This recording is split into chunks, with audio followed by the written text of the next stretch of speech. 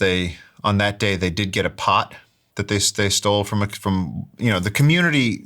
They have their farm, and so there was also a machete at the farm. Somebody just whacked it into a log, and so as they were leaving, one of the best things that we caught on video that we're not able to share yet is that one of these guys, and this was at the end while everybody was going home, the anthropologist held up his hands and he said, "No mole, brothers, go in peace."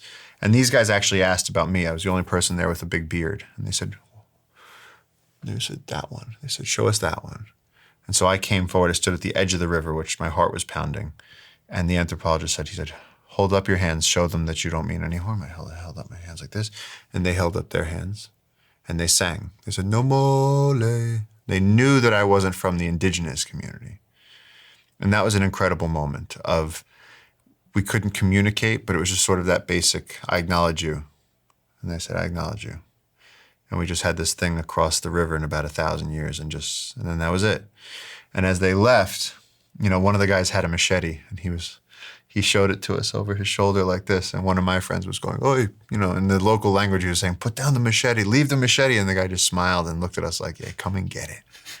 Come and get it." And then just as they left, one of the warriors walked out to the beach, put an arrow on the string, smiled at us, and just shot it.